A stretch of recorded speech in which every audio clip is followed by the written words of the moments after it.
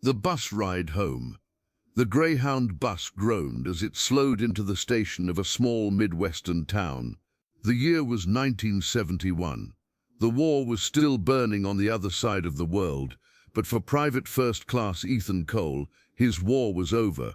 He stepped down onto the cracked pavement, the duffel bag hanging heavy on his shoulder, the strap dug into his collarbone, right where a line of army stitches pulled tight across skin that ached whenever the weather turned. His boots hit the wet ground with a dull thud. Rain had been falling all morning, leaving the street glistening under the dim glow of street lamps. Puddles reflected neon signs and the headlights of passing cars.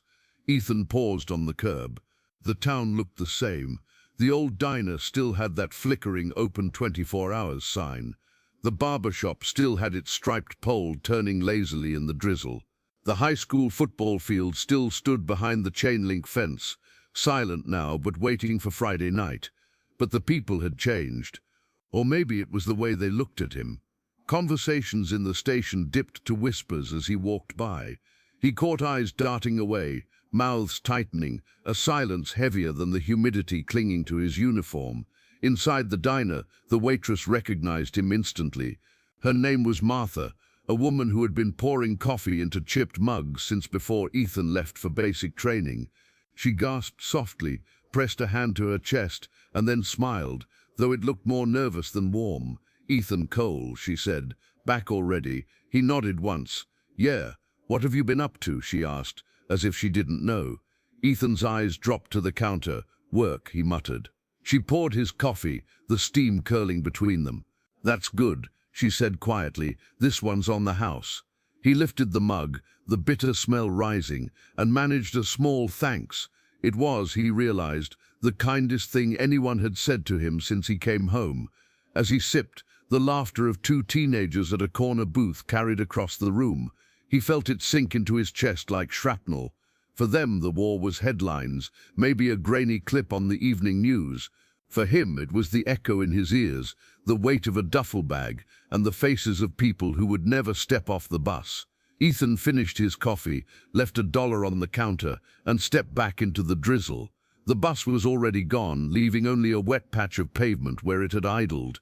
The town was quiet again, as if nothing had changed. But for Ethan, everything had. A good soldier in a small town. Ethan rented a small room above the old barber shop on Maple Street. The place smelled like aftershave and hot dust.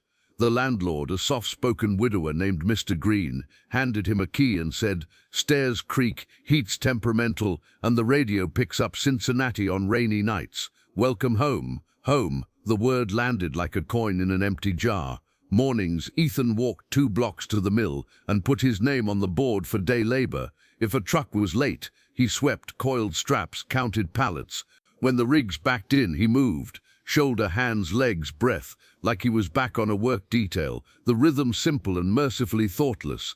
He liked numbers, 40 boxes per skid, 8 skids per truck, 2 trucks before lunch. Numbers didn't argue, numbers never bled. The foreman, a red-faced man named Whitaker, watched him for a week and then said, "You're steady, night shift's shorter back. Want it?" Ethan nodded. Nights were better, fewer people, fewer questions. On Sundays he sat in the last pew of St. Mark's, cap in his hands, eyes on the stained glass. The pastor talked about forgiveness in a country at war with itself, on television, in classrooms, across kitchen tables. Ethan listened the way a man listens to rain on a roof, aware of the shape of it, but unsure how much will seep through.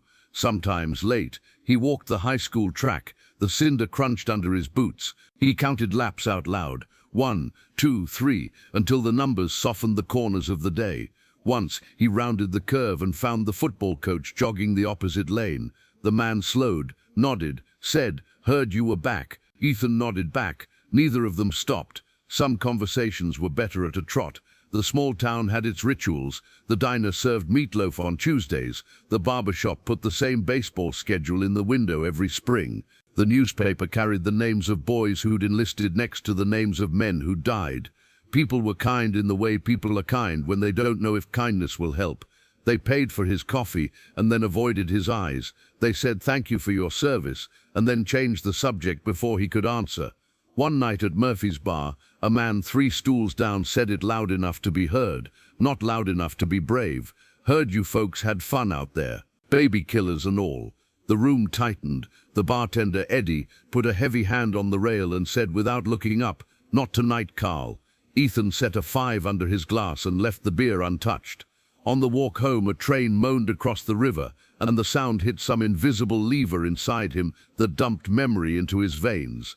He stood still on the sidewalk, hands open, and let the metal pass. He sent half his check to his mother for a while, until his brother Daniel called and said, "She won't cash them, says you need it more." Ethan said, "I'm fine." Daniel said, "You don't have to be." They let the silence do what it could. The room over the shop had one window that looked out onto Maple. In the evenings, he'd sit on the sill with the glass up and listen to the town breathe. Screen doors, a dog chain rattling, a television laugh track, somewhere a baby hiccuping itself to sleep. When the ringing in his right ear swelled, some nights a kettle, some nights a swarm, he'd pinch the bridge of his nose and breathe the way the medic had taught him. In for 4, hold for 4, out for 6. The medic had said, "Count your breathing like you count your steps, Cole." Put the war on a metronome. He found work for his hands even when there wasn't any. He fixed a loose hinge for Mr. Green, replaced a fence picket for the lady next door, straightened the bent mailbox at the corner by leaning his full weight into it until the post groaned and agreed.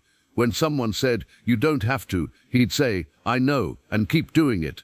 A week into the night shift, the mill brought in an old forklift from storage. It smoked, coughed, and died on an incline with a pallet half raised.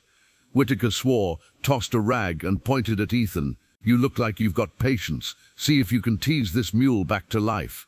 Ethan popped the panel, traced the wiring, tightened a ground, let his hands remember how to be useful. The engine caught. Men cheered like boys at a summer fair. Whitaker clapped him on the shoulder. "Steady," he said again, and it was the closest thing to praise the man owned. At lunch break, Ethan sat alone under the bay door, where night air drifted in with the smell of diesel and river. An older man eased down beside him with 2 paper cups of black coffee. "Name's Harris," he said. "Sergeant, retired. You look like you could use company from someone who doesn't talk much." Ethan took the cup. They didn't say another word for 10 minutes. It was the best conversation he'd had all week. Harris eventually broke it. "You sleeping?" "Some," Ethan said. "Dreams?" "Some." Harris nodded like a doctor checking a chart. "A man comes home twice," he said. "Once in a uniform, once in his head. The first is easy, the second takes its time." "Does it finish?" Ethan asked, surprising himself. Harris considered. "It changes shape," he said. "You learn to carry it better, and some days it carries you." After that, Harris started showing up on Ethan's breaks like weather. He never pushed, never asked the question people asked when they thought they were being brave. "Did you kill anyone?" Instead, he said things like, "You find a good route home? Back streets are better, less noise, and eat before you're hungry," which made no sense until the night Ethan realized he hadn't tasted anything in 2 days. On payday, Ethan took the long way to the bank and past the high school. A guidance counselor stood at the entrance, smoking like she didn't know where else to put her hands. "Mr. Cole," she called, "would you ever talk to the senior boys about options? Not recruitment, just what the world looks like." Ethan said he wasn't much for talking. She said that might be why they'd listen. He tried once. He wore his one good shirt and stared at a room full of kids with their feet out in the aisle like a line of barricades. He told them the only honest thing he could think of. "It's loud," he said, "and then it's too quiet. You'll miss people you never liked, and you'll love people you barely knew, and when it's over, it won't be. That's not a warning, that's just the shape of it." A boy in the 3rd row raised his hand and asked if the guns were heavy. Ethan said, "Heavier later." The counselor thanked him. He walked out into a pale noon and felt like he'd left something behind he couldn't name. Once, outside the grocery, he came face to face with Emily. She had a diaper bag over one shoulder and sleep in the corners of her eyes. "Ethan," she said. His name in her mouth sounded like a street he used to live on. "I heard you were back." "I am. How are you?" "I'm here." He let a smile try. It didn't quite make it. She shifted the bag. "I got married. We have a son." She searched his face for a flicker, jealousy, relief, anything, like a person checking a window for weather. "Good," he said. "I'm happy for you. "I don't know what to say," she admitted, and he loved her a little for the honesty. "You don't have to," he said. She nodded, and they both stepped left, then right, laughing at the old choreography of getting out of each other's way. When she was gone, he stood a second longer than he needed to, as if the air itself could hold a memory up to the light. At the room that night, he opened the shoebox under the bed without meaning to. Inside, a map with grease pencil lines, a matchbook from a hotel he never set foot in, a letter he'd written and never mailed. He ran a thumb over the fold, then slid the box back and shut the dark on it. The ringing in his ear rose, fell, found a steady pitch. He breathed in for 4, held for 4, out for 6, and watched the ceiling crack trace a river across plaster. On Friday, Mr. Green knocked with an envelope. "Looked like a bill, but it's not," he said. Eyes kind. Inside was a flyer from the community center. Veterans Night, stories of service. Someone had typed his name in the bottom corner, Ethan Cole, as if he were already part of the program. He left the flyer on the table, face down, as if the words might get weaker, lying on their backs. Saturday afternoon, he found a kid sitting on the bleachers at the high school field, a pack at his feet like it had stowed away, and followed him there. The boy's hair was too short to be fashionable, and too long to be regulation. He was practicing a hard look that didn't fit yet. "You lost?" Ethan asked. The boy startled, then shook his head. "Name's Caleb. Ship out in June." Ethan nodded at the pack. "Heavy? Trying to get used to it," Caleb said like a dare. "How are the boots?" The boy looked down at thin soles gone shiny at the heel. "They're fine." "No, they're not," Ethan said. "Come by the mill Monday at 10. We'll fix it." He didn't know he was going to say it until it was in the air between them, but it felt right, like tightening a ground wire on a dead forklift, like coaxing a thing back to purpose with your hands. That night, the town's routine wrapped itself around him again. Diner lights, bar laughter, a screen door slam, the river holding the moon like a coin. Ethan lay on the floor beside the bed, because the floor was honest, and the bed asked too many questions. He closed his eyes and listened for the knocking inside him to quiet. Somewhere in that in-between place, between engine and engine noise, he told himself out loud, "You're here. Keep your feet. Count something." He started with breaths, then steps, then tiny victories, a forklift that runs, a mailbox that stands, a kid who will have decent boots. Outside, a train went by and didn't sound like anything else. Inside, the ringing softened just enough to let him sleep. The letter never sent. Rain slid down the window of Ethan's small room, streaking the glass with crooked lines. He sat at the wooden desk Mr. Green had loaned him, its surface scarred by years of use. A half-filled mug of black coffee had gone cold beside a lined notebook. For hours, Ethan had been staring at the blank page, the pen heavy in his fingers. Finally, he began to write, not for the town, not for the community center, but for his mother. "Dear Mum, I made it home. I know you already know that, but it doesn't feel real yet. The house is the same, but I'm not. I can't find the right words for it. I keep hearing sounds that aren't here. Boots in gravel, choppers in the sky, men shouting my name. Sometimes I wish I could shut it off. Sometimes I don't want to, because if I forget, then what did they die for? Maybe if I carry it, at least someone's still holding it." He paused. The ink bled slightly into the paper fibers, like veins spreading outward. He tapped the pen, staring at the sentence. He remembered his squad. Davis cracking jokes, even when mortars fell. Ramirez humming an Elvis tune under his breath. Johnson carrying extra ammo without complaint. Ethan saw their faces clear as day. He could still recall the last roll call, the silence after each name that wasn't answered. The letter grew heavier as he wrote. "I don't think people here want to hear it, Mom. They smile and thank me, but their eyes look away, like they don't want me to exist as I am. They want me to be who I was before, and that person's not here anymore." His hand trembled. He set the pen down, rubbed his eyes, and whispered to himself, "They wouldn't understand." When he folded the paper, he didn't put it in an envelope. Instead, he slid it into the shoebox beneath his bed, where it joined the others, letters written but never sent. Some were to his mother, some to Daniel, some even to Emily, words he could never bring himself to speak out loud. That night he dreamed again. The jungle closed in around him, green and damp, heavy with the smell of rot. He was on patrol, the radio crackling faintly in his ear. The air throbbed with unseen movement, every shadow alive. Then came the blast, a flash, a roar, the earth rising beneath him. He woke drenched in sweat, the ringing in his ear pounding like an alarm clock that would never turn off. At the mill the next day, Harris noticed the shadows under Ethan's eyes. "Bad night?" the old sergeant asked. "Same night," Ethan muttered. Harris studied him for a moment. "You ever write it down?" Ethan stiffened. "Some. Good," Harris said simply. "That's not for them. That's for you." Ethan thought about the shoebox under his bed, the pile of folded confessions he could never let see daylight. He nodded once but said nothing. The breaking point. The summer heat pressed down on the town, thick and relentless. At the mill, sweat clung to Ethan's shirt like a second skin, the air heavy with sawdust and diesel fumes. Even the nights offered little relief. The crickets were loud, the river air sticky, and sleep came only in ragged scraps. One Thursday, the shift dragged longer than usual. A rig had broken down on the highway, so the crew waited 3 extra hours to unload.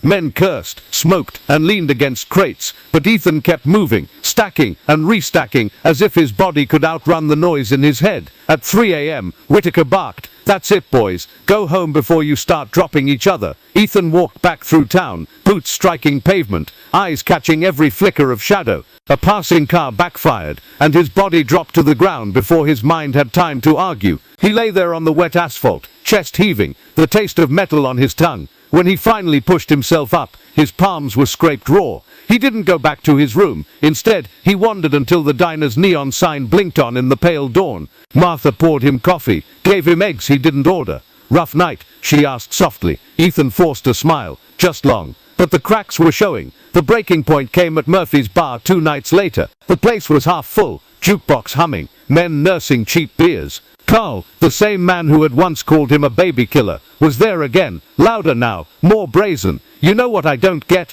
Carl said to no one in particular. "We send boys halfway across the world, spend all that money, and for what? They come back broken. Half of them nuts, the other half drunks. Ain't worth a damn." Ethan's jaw tightened. He stared at his glass, fingers trembling. The bartender glanced at him nervously, sensing the storm. Carl wasn't finished. "I mean, look at him." He jabbed a finger in Ethan's direction. "Quiet as a ghost. Probably shot kids, and can't sleep now. What a hero." The room froze. Ethan stood slowly. His chair scraped back, loud as thunder. He crossed the floor in 3 steady steps, and stopped inches from Carl. The man smelled of beer and sweat, his grin smug. "Say it again," Ethan said, voice low, steady. Carl's smile faltered. He tried to laugh it off, but Ethan's eyes, cold, unblinking, pinned him in place. For a long second, the bar seemed to hold its breath. Then Eddie, the bartender, slid between them. "Enough, both of you." He placed a firm hand on Ethan's chest. "Go home, son. Don't give him what he wants." Ethan's fists clenched, then slowly opened. He turned, walked out into the night, without another word. The train horn wailed across the river again, and this time Ethan shouted into the dark, a raw, guttural sound that echoed until his throat burned. The next morning, Harris found him behind the mill, sitting on a stack of pallets, cigarette trembling between his fingers. "You can't let them pull you down," Harris said. "They don't understand," Ethan muttered. "They won't," Harris replied. "Not unless they were there, and that's the truth you got to live with. You carry it, not them." Ethan dropped the cigarette, crushed it under his boot. "Some days I don't think I can." Harris put a hand on his shoulder. "Then you let someone else carry it with you, even if it's just for a while." That night, Ethan opened the shoebox again. The letters stared back at him, silent witnesses. For the first time he pulled one out, the letter to Morales' mother, and read it start to finish. His voice cracked in the middle, but he didn't stop. When he was done, he didn't put it back. He set it on the desk, unfolded, raw in the open air. It was the first step towards something he didn't have a name for. The kid with the heavy backpack. Saturday afternoon settled heavy over the town, the kind of heat that made even the cicadas sound tired. Ethan cut across the high school field on his way back from the grocery store, a paper bag tucked under one arm. The bleachers creaked with weight, and when he glanced up he saw a boy sitting there alone, a pack at his feet. It was Caleb, the kid he'd met once before. His face was still too young for the hardness he was practicing. Jaw tight, eyes fixed on the empty field like it owed him answers. "You trying to cook yourself up there?" Ethan called, shading his eyes. Caleb startled, then relaxed when he recognized him. "Just getting used to the heat," he muttered. "They say boot camp's worse." Ethan nodded toward the pack. "What's in it?" Everything I'll need, Caleb said, puffing his chest a little. Weights, books, cans. Figure if I can carry this now, the army pack will feel lighter. Ethan climbed the bleachers, each step groaning under his boots. He sat beside the boy and nudged the pack with his boot. It sagged forward, spilling open. Textbooks, canned beans, a wrench, a rolled-up blanket. Heavy, Ethan said flatly. That's the point. Ethan was quiet a moment, then asked, "You got decent boots yet?" Caleb looked down, embarrassed. The soles were thin, heels worn smooth. "They're fine." "No," Ethan said, "they're not. Meet me at the mill Monday. 10 o'clock, we'll fix that." Caleb blinked at him, unsure if he was joking. "Why?" "Because the first blister will teach you faster than any drill sergeant," Ethan said. "And you don't want to be learning pain when you're learning survival." The boy nodded, silent. For a while they just sat there, staring out at the empty field. The wind carried the faint smell of cut grass and gasoline. "You regret it?" Caleb asked suddenly. Ethan turned. "What?" "Going," Caleb said. His voice cracked, but he forced it steady. "You regret it?" Ethan's mouth opened, then closed again. He looked out at the scoreboard, numbers faded by sun and rain. "I don't regret serving," he said finally. "I regret the things nobody told me about. The noise after it's quiet, the faces you can't bury, the silence when you come home." Caleb swallowed hard. "Then why help me?" Ethan studied the boy's trembling hands, clenched too tight around nothing. He saw himself at 18, too eager, too blind, too ready to believe that the uniform gave you answers.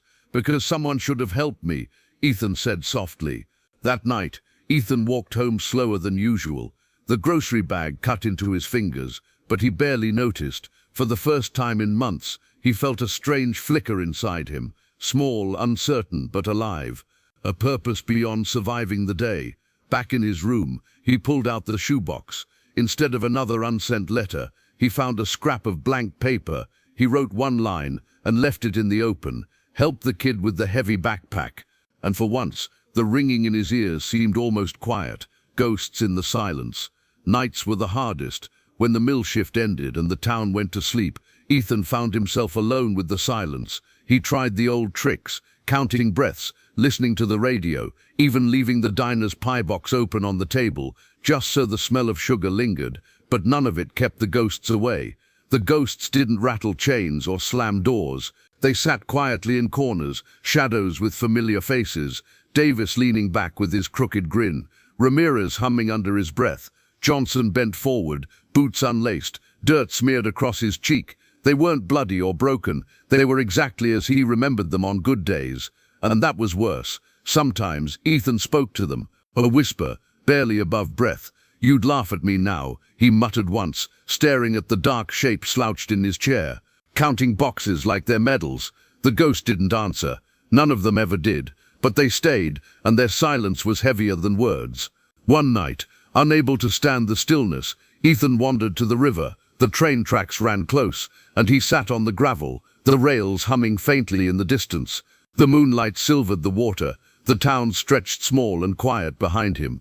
He pulled a crumpled letter from his pocket, one he'd written for Ramirez's mother months ago, never sent. His eyes traced the faded ink. "Your son was the one who sang when no one else could. He made the jungle feel less like a grave. He saved me more times than I can count." His hand shook as he read it out loud to the night. The words cracked, breaking apart like dry leaves in wind. When he finished, he folded it again, slipped it back in his pocket. From the shadows, a voice startled him. "You talking to yourself, son?" It was Harris, the old sergeant, standing with his hands tucked in his jacket. "Guess so," Ethan muttered. "Good," Harris said, lowering himself onto the gravel beside him. "Better out than in." They sat in silence, the rails humming louder now. Harris lit a cigarette, the ember glowing red. "You ever think they stay because we keep calling them back?" Ethan asked quietly. Harris blew smoke into the dark. "Every damn day." The train roared past then, wind rushing, gravel shifting. Ethan closed his eyes and let the noise wash over him, louder than memory, louder than ghosts. For a moment the faces in the shadows blurred, fading into the dark. When the last car clattered by and the night grew still again, Ethan whispered, "They're still here." Harris nodded. "They will be, until you learn to let them go. And some of them, maybe you never will." Back in his room, Ethan didn't reach for the shoebox. Instead, he sat on the floor, leaned against the wall, and let the night settle around him. The ringing in his ear rose, then fell, softer than usual. For the first time, he realized he wasn't afraid of the silence. He was learning to live with it. The invitation. The flyer had been sitting on Ethan's table for weeks, face down, words pressed against the wood like they might wear themselves out if ignored long enough. Veterans Night. Stories of service. His name was printed at the bottom, neat and official. He kept telling himself he wouldn't go. He wasn't a speaker. He wasn't a hero. He was just a man trying to stack boxes and breathe through the nights without breaking. But when Monday rolled around, Mr. Green knocked on his door. The old landlord stood there holding a plate of cornbread wrapped in foil. "You planning on showing up tonight?" Ethan frowned. "I don't know." Mr. Green's smile was tired but firm. "That's not an answer." He pressed the plate into Ethan's hands. "Eat something, then go." The community center smelled of floor polish and coffee. Rows of folding chairs lined up under buzzing fluorescent lights. The crowd was small. Neighbors, families, a handful of men in faded caps stitched with the names of old wars. Harris was there too, arms crossed, standing near the back. He gave Ethan a nod, the kind that said, "You're already braver than you think." The event started with introductions. A Navy vet from Korea spoke about storms at sea. An older man from World War II told a story about Christmas in Belgium.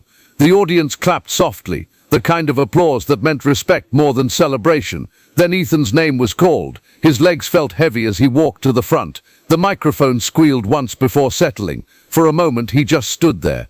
The faces blurred, his throat tightened. He thought about turning back, about slipping out the side door and letting silence be his only story. But then he saw Caleb, sitting in the third row, eyes wide, backpack at his feet, waiting, listening. Ethan took a slow breath. "I don't have a big story," he began, his voice steady but low. "I don't have medals or speeches. What I have are pieces, little things. A song somebody hummed to keep us walking. A joke somebody cracked when it wasn't funny. A hand on my shoulder when the ground shook." He swallowed, the words catching, but he kept going. "I came home with those pieces. Some days they feel heavy. Some days they feel like the only thing that keeps me standing. I don't know if that makes me a hero. I don't even know if it makes me whole. But it makes me here." The room was silent, not awkward, listening. Ethan glanced down at Caleb again. The boy's hands gripped the straps of his pack. His eyes shone, not with fear, but with something like understanding. Ethan cleared his throat. "That's all I've got," he said simply. The applause was gentle but real. As he stepped away from the microphone, Harris clapped him on the back. "Good work, son. First time's the hardest." For the first time since stepping off that Greyhound bus, Ethan didn't feel like he was standing in the wrong world. The weight of tomorrow. The morning after Veterans Night, Ethan woke before sunrise. For once, it wasn't the ringing in his ear or the shadows of memory that pulled him out of bed. It was something lighter, like the air before rain, a shift he couldn't quite name. He made coffee, black and strong, and sat at the window. Maple Street was quiet, the world still asleep. He thought about the applause from the night before, about the way Caleb had looked at him, like maybe his words had carried weight. For years, Ethan had carried that weight alone. Now, for the first time, he wondered if sharing it had lightened the load. At the mill, Whitaker slapped him on the back. "Heard you gave a speech," the foreman said. "Didn't think you had it in you." Ethan smirked faintly. "Neither did I." "Good on you," Whitaker said, already moving on, but the words stayed with Ethan longer than expected. During break, Harris joined him at the loading dock, 2 cups of coffee in hand. He handed one over. "You did good, Cole. Men like us, we don't talk much, but when we do, it matters." Ethan nodded, sipping. The coffee was bitter, grounding. That evening, as the sun dipped low, Caleb appeared at the mill gate. His backpack was smaller this time, the straps patched. "You meant it, right?"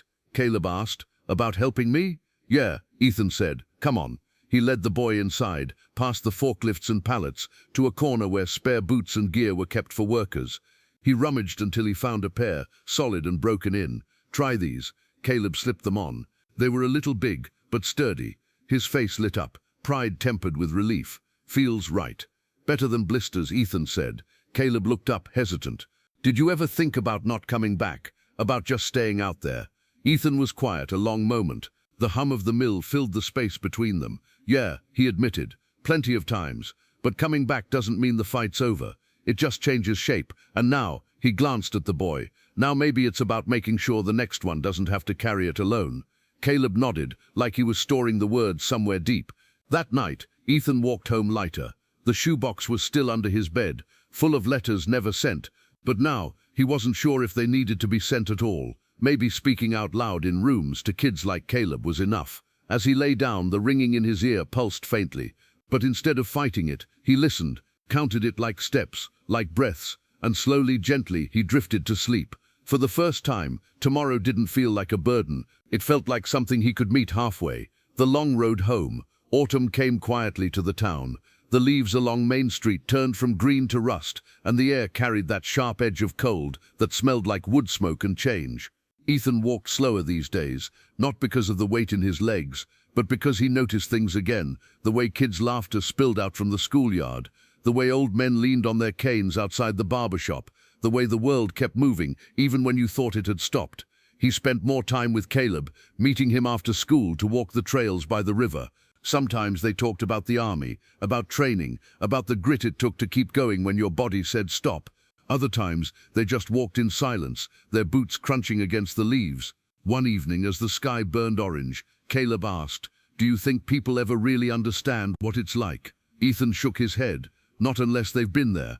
But that doesn't mean they can't try. Doesn't mean you shouldn't let them." Caleb nodded, chewing on the words like they were rations he'd need later. At the diner, Martha noticed the change too. "You look better, Ethan," she said one night, sliding him a plate of pie without asking. Not lighter, but steadier. Ethan gave her the smallest smile. "Guess I finally stopped running from the noise." She raised a brow. And it's still there," he admitted, "but it's not the only thing there." That winter, the community center invited Ethan back, this time not to listen, not to stumble through a speech, but to stand beside Harris and share the stage. He didn't tell big stories of glory. Instead, he told the truth about the long nights, the empty silence, the weight of memories that didn't fade. People listened. Some nodded, some cried quietly. Caleb sat in the front row, posture straight, as if the words were lessons carved into him. Afterward, an older woman approached Ethan. She held his hand tight, eyes wet. "My brother came back from Korea. He never talked about it. Thank you for doing what he couldn't." Ethan didn't know what to say. He just squeezed her hand and nodded. Later, walking home under a sky full of stars, Ethan thought about all the roads he'd walked. Muddy trails in jungles, cracked sidewalks in small towns, gravel paths by the river. They had all led him here. And for the first time since stepping off that Greyhound bus, he didn't feel like a stranger in his own country. He felt like a man still on the road, long, winding, uncertain, but home all the same. The forgotten no more. Spring arrived with soft rains that turned the riverbanks green again. The town seemed brighter somehow, though Ethan suspected the real change was inside him. He still carried the weight, he always would, but it no longer bent him in half. It walked beside him, like an old companion he'd finally learned to live with. One morning Caleb knocked on his door, wearing the uniform of a new recruit. His boots were laced tight, his backpack squared on his shoulders. Ethan studied him carefully, pride and worry tangled together. "You ready?" Ethan asked. Caleb swallowed, his voice steady. "As I'll ever be." Ethan nodded, pressing a hand briefly to the boy's shoulder. "Remember, courage isn't about not being afraid. It's about carrying the fear anyway." Caleb gave a small smile. "Sounds like something you'd write in one of your letters." Ethan chuckled, the sound rough but real. "Maybe it's time I started sending them." At the bus station, the same cracked pavement where his own return had begun years earlier, Ethan stood among families and neighbors. The bus hissed as it slowed, the doors folding open like a chapter turning. Caleb climbed aboard, his head high, his eyes forward. Before the bus pulled away, he looked back once. Ethan raised a hand in salute, simple and firm. Caleb returned it. Then the bus was gone, trailing exhaust into the morning air. That night, Ethan pulled out the shoebox one last time. He opened the letters, read through them carefully. Some made him ache, some made him smile. All of them were pieces of the man he'd been, the man who thought silence was the only answer. Instead of hiding them again, he laid them on the table, neat and visible. He began addressing envelopes, his handwriting slow but sure. Each letter would finally reach the people it was meant for. As he worked, the ghosts seemed quieter, not because they were gone, but because they were finally heard. Weeks later, the community center invited Ethan to speak again. This time, he didn't hesitate. He walked to the front, looked out at the faces, neighbors, strangers, old veterans and kids dreaming of uniforms. "I used to think I was forgotten," he said, "but I wasn't. I was just quiet. Too quiet. And silence. Silence doesn't honor the ones we lost." Telling the truth does. The applause rose like a wave, and for the first time, Ethan didn't flinch at the sound. He let it carry him. When he walked home under the spring stars, Ethan felt the road stretch ahead, not as a burden but as a promise. The forgotten veteran was forgotten no more.